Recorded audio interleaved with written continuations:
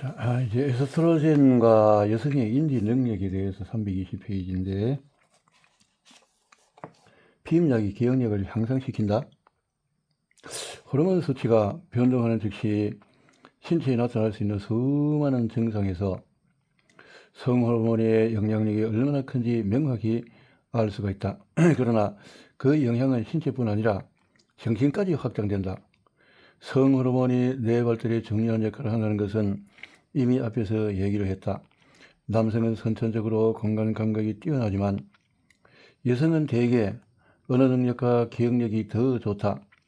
그리고 7장에서 보았듯이 피임약으로 호르몬 수치가 안정이 되자 기억력이 더 좋아졌다. 반대로 폐경기에는 호르몬 수치가 변동하여 건망증이 심해졌다. 말하자면 이런 현상은 임신 기간뿐 아니라 또 다른 큰 호르몬 변동이 나타나는 폐경기에도 관찰이 된다. 폐경기의 건망증은 자기 치매를 의심할 만큼 아주 심각한 경우도 들어있다. 임산부 건망증은 진화에 이롭다고 해석할 수 있지만 폐경기의 건망증에 무슨 이점이 있을지 설명하기가 어렵다. 혹시 폐경기에 겪을 수 있는 어려움을 가능한 한 빨리 있는 데 도움이 될까? 1940년대 말에 처음으로 성인의 뇌 기능과 여성 호르몬의 연관성이 밝혀졌다. 자궁 내막 연구 중에 에스트로겐 치료가 주의력을 높이고 기억력을 향상한다는 사실을 알게 되었다. 미국의 한 과학자가 이 비공식적인 결과를 자세히 살폈고 호르몬 치료가 폐경 후에 여성의 인지 기능을 개선할 수 있음을 최초로 증명했다. 흥미롭지만 아직 걸음마 단계인 이 발견은 시기를 아주 잘 타고 났다. 앞에서 언급했던 로버트 윌슨이 페미닌 포에버에서 이 발견을 열성적으로 다뤄서 자신의 책뿐 아니라 호르몬 치료에 더 크게 힘을 실어주었다. 이제는 에스트로겐 부족이 실제로 기억력 문제를 일으킬 수 있다는 것이 여러 번 확인이 된 상태다. 31세 미국 여성이 그에 관한 주목할 만한 사례를 제공한다. 그전은 해군 조종사 훈련 생시절에 갑자기 예기치 않게 실력이 저하되었다. 의사들은 오랫동안 풀리지 않는 수수께끼에 당황한 끝에 그녀의 혈중 호르몬 수치가 조기 폐경 수준임을 발견했다. 그녀는 피임약을 먹기 시작했고 완전히 회복이 되었다.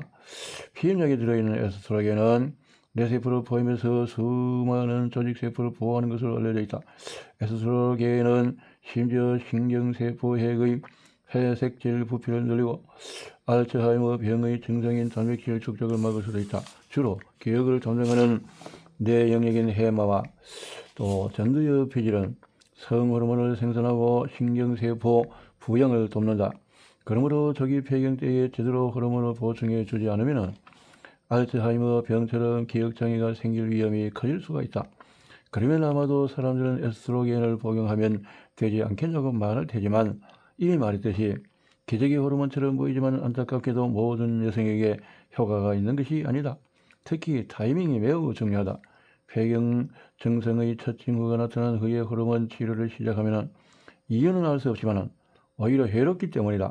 마지막 월경부터 기억력이 저하되므로 이런 치료는 더 일찍 시작을 해야 한다. 이건 치료의학적으로 설명을 했네요. 인간 폐경기는 최적기를 찾았다. 폐경을 결정하는 요인들. 50세에 도달하는 것은 수백 년 동안 큰 기쁨, 완전한 구원, 자유, 풍요 등의 표현으로 설명되었고 아브라함과 사라의 경우처럼 언제나 인생의 특별한 순간으로 여겨졌다. 성경을 인용하면 그것은 희년이다.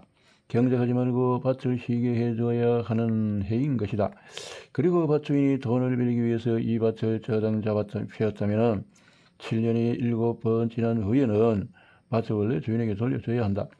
인간의 기도 수명은 20세기 초부터 계속 높아지고 있고 사춘기도 점점 일찍 시작되었지만 폐경은 이상하게도 이 마법의 숫자 주위에 머물러 있다. 고대에 이미 아리스토텔레스와 그의 후계자들이 여성은 대개 40세까지 아이를 낳고 또 일부는 50세에도 어머니가 될 수 있지만 이 이후의 사례는 알려진 것이 없다고 기록했다. 생식에 따른 생리학적인 기능과 비교하면 배경은 이상적인 절대 시점을 찾은 것 같다.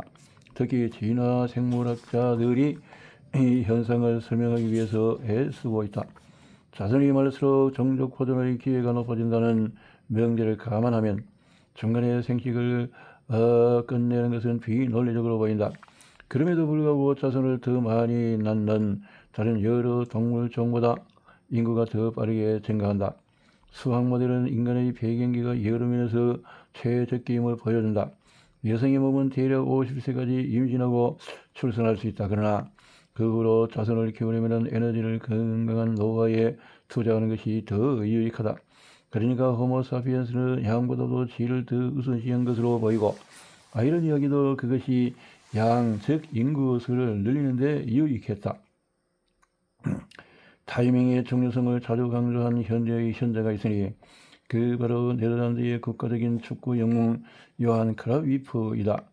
적시에 도착할 수 있는 순간은 단 한 번뿐이다. 그 순간이 아니면 너무 이르거나 너무 늦은 것이다. 당연히 그는 축구에 관해서 말한 것이지만 이 지혜는 배경기에도 적용이 된다. 배경의 타이밍은 수백 년 동안 변하지 않았기 때문이다. 이 타이밍에서 벗어나는 것은 종종 건강에 해로운 것으로 인식이 되었다. 네덜란드에서는 오랫동안 40세 이전의 배경을 조기 난소 실패라고 불렀다. 이제는 좀 더 중립적으로 바뀌어 조기 난소 부전 또는 의학 용어로 조기 배경이라고 한다. 뭐라고 부르든 또는 아무리 아름답게 포장하든 변하지 않는 사실은 배경이 포장보다도 훨씬 일찍 시작이 된다는 것이다. 유럽에서는 30대 여성의 약 1%, 20대 여성의 약 0.1%가 배경을 맞는다. 많은 경우에 원인이 밝혀지지 않았다. 극단적인 경우이지만 어린이도 배경을 겪을 수 있다. 영국 11세 초등학생 소녀 어멘다는 몇 달 만에 체중이 2배로 늘었고 감정기복과 일성 홍조를 겪었다. 처음에 의사들은 사춘기의 호르몬 변동이라고 생각했고 증상이 시작된 지 2년이 지났어야 심각한 조기 배경이라는 진단이 내려졌다. 어멘다는 지금까지 보고된 사례 가운데 최연소 배경 여성이다. 50세까지 복용해야 하는 호르몬제를 먹기 시작한 이후로 무탈하게 잘 지내고 있지만 아이를 낳으려면 난자를 기증받아야 할 형편이다. 이처럼 배경은 조기에도 평균 연령에도 너무 늦게도 발생할 수 있지만 자연적으로 또는 비자연적으로 발생할 수도 있다. 앞서 언급한 것처럼 자연 배경은 저장된 난자가 서서히 소진되면서 시작이 된다. 마지막 월경 때 마지막 남은 난자가 폐기된다. 그러나 화학요법이나 자가 면역 질환으로 난소가 기능을 잃거나 스스로 제거한 경우에 갑자기 비자연적으로 배경이 발생하기도 한다. 배우 앤젤리나 졸리가 유명한 사례다. 그녀는 난소암으로 어머니를 잃었고 자신이 또 브루카원 유전자 돌연변이를 가졌음을 알게 되었다. 유전자 돌연변이로 난소암과 유방암 위험이 증가하여 그녀는 예방 차원에서 난소와 유방을 스스로 제거하기로 했다. 그녀는 뉴욕타임스의 독자 편지 형식으로 이 소식을 알렸고 이것은 큰 반향을 일으켜 실제로 안젤리나 졸리 효과가 널리 확산되었다. 즉 많은 여성이 브루카원 유전자 돌연변이 검사를 받거나 예방적인 제거 수술을 받았다. 안젤리나 졸리는 갑작스러운 배경을 공개적으로 얘기했고 가벼운 증상이었지만 호르몬 치료를 시작했다. 분명 삶의 질을 유지하기 위해서였으리라. 몇 년 전만 해도 어머니의 배경 시점을 통해서 딸의 배경 시점을 예측할 수 있다고 생각했다. 1970년대 이후에 여성들의 첫 출산 시기가 점점 늦어지면서 생식 능력 감소를 걱정했다. 끝없이 기다리다가 결국 너무 늦어버릴 수 있다고 생각한 것이다. 다행스럽게도 오늘날에는 의학적인 기술적으로 여성의 생식 능력을 연장할 수가 있다. 2012년에 덴마크 연구진은 난자 보이령의 감소 속도를 결정하는 요인의 약 절반이 유전적일 거라는 오랜 추측을 사실로 입증했다.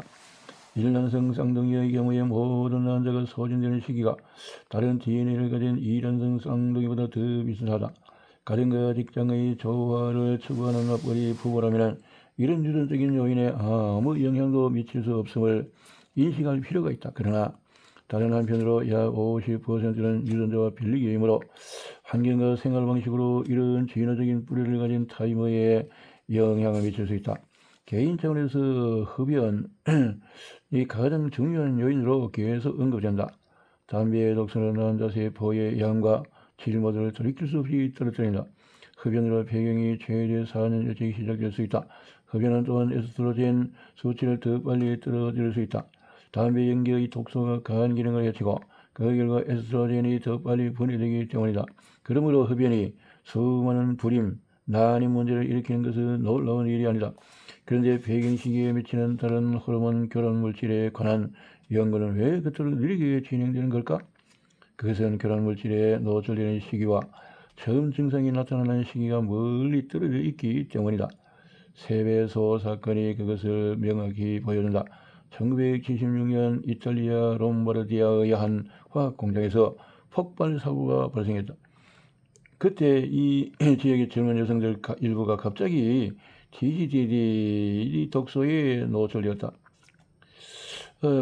다육신에 대한 건데, 이런 세배소 참사 이후에 약 30년이 지났을 때 한 연구진이 화학공장 주변에 살았던 여성들과 다른 지역 여성들의 폐경 나이를 비교했는데 그 결과로 독소에 더 많이 노출되었을수록 더 이른 나이에 마지막 월경을 했다.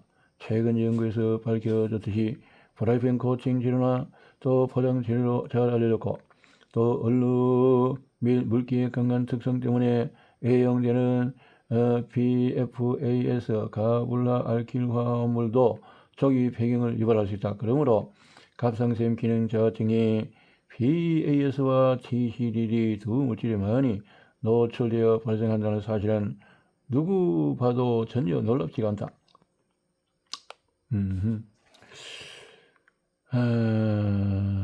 화장품 같은 것도 이런 것들이 또 문제가 될 수 있다는 것을 또 이런 데 대해서는 뭐 또 논쟁이 많고 넘어가서 불임과 폐경 이후의 임신어 불임과 폐경 이후의 불임 치료 기술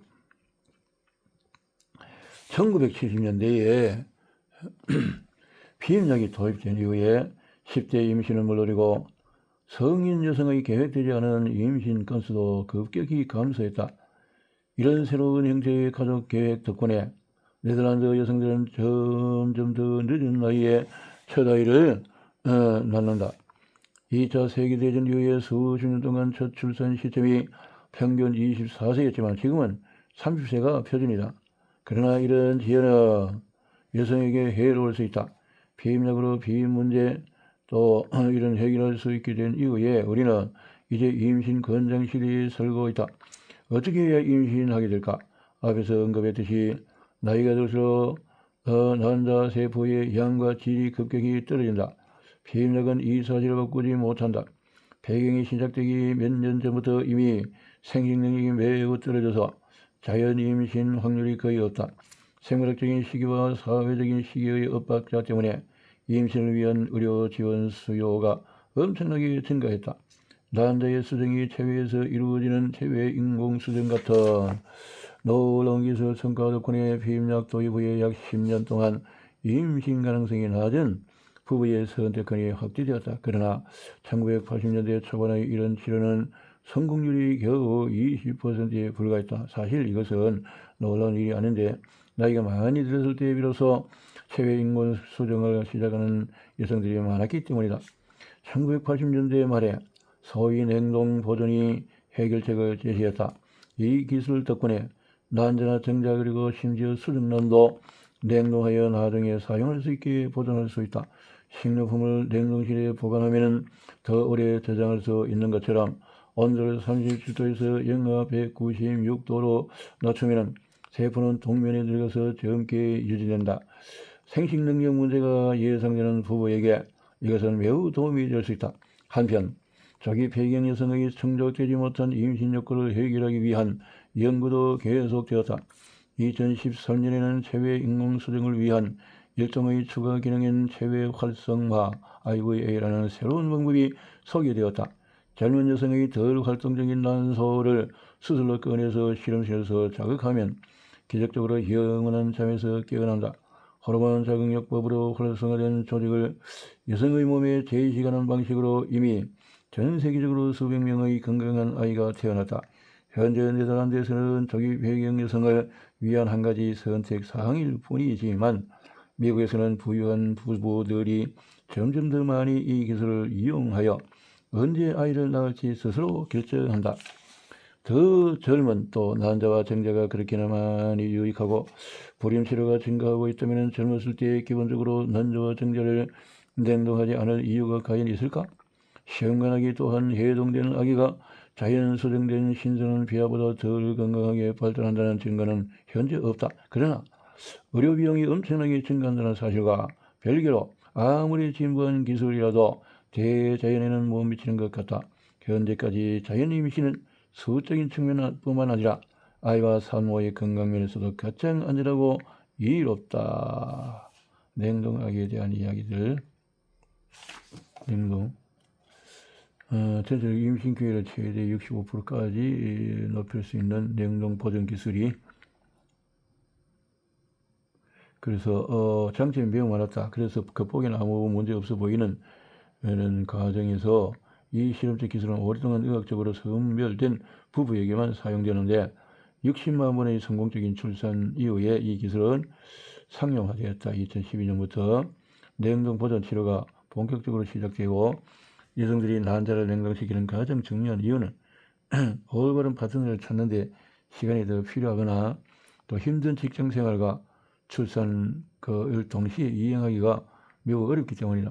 페이스북, 애플, 구글 같은 여러 미국 기업에서는 직원들이 값비싼 냉동 보존 시설을 원하는 경우에 재정적인 지원을 제공하기도 한다. 1953년에 다른 세 과학자와 함께 우리의 DNA를 발견한 제임스 왓슨은 불임치료 기술의 비판적인 견해를 밝힌 최초의 인물이다. 그가 보기에 배아 이식은 좋게 말해서 좋은 생각이 아닌 것 같았다.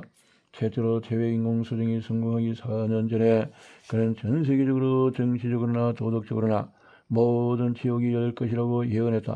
새로운 기술은 어느 정도 긍정적으로 수용이 되었지만 신체가 높은 호르몬 농도에 노출되면 장기적으로 안 좋은 결과가 있을지도 모른다는 상상은 충분히 타당했다. 나는 이 책 도입부에서 이미 부정적인 결과의 예시를 언급했다. 1970년대까지 네덜란드에서 주로 유산 예방을 위해 처방되었던 호르몬 문제인 DS의 부작용은 예상보다 훨씬 심각하여서 엄마뿐 아니라 아이도 그리고 심지어 손자까지 영향을 미쳤다. 불임치료에서는 먼저 합성항 에스트로겐을 사용하여 난부를 성숙시킨 다음에 난부모자극 호르몬이 이른바 과배란을 유발하게 만든다. 네덜란드 산부인과협회는 프로게스테론이나 임신 호르몬 HCG, 또 코르티코스테로이드, 배란을 촉진하는 약물 등 호르몬을 사용한다는 치료법도 지침서에 제시한다. 전반적으로 이 모든 것은 매우 혼란스럽고 이런 치료법은 상용된 지 얼마 되지 않았으므로 장기적으로 또는 다음 세대의 부정적인 결과를 유발할 가능성을 완전히 배제할 수가 없다. 이것은 추측의 여지를 남긴다. 예를 들어 시험관 아기들은 자폐증과 유사한 장애를 앓을 위험이 큰 것 같다. 그러나 2013년 스웨덴의 대규모 연구는 이런 가정을 일축했다. 불임치료를 받는 부모의 특성이 치료 자체보다도 더 크게 자녀의 건강에 영향을 미칠 확률이 높다. 전체 불임 사례의 성공률 통계를 고려할 때 이런 치료는 복권에 가깝다. 복권에 가깝다. 이렇게 어렵네요. 불임치료. 불임치료를 받고 나서 임신이 성공하자 한다면 봄이 승리였습니다. 봄. 할머니의 손자 임신. 74세 체외인공 수정으로 아들 낳기 위해서 필사적으로 노력해서 그리고 성공했다는데, 예. 이런 일도 있네요.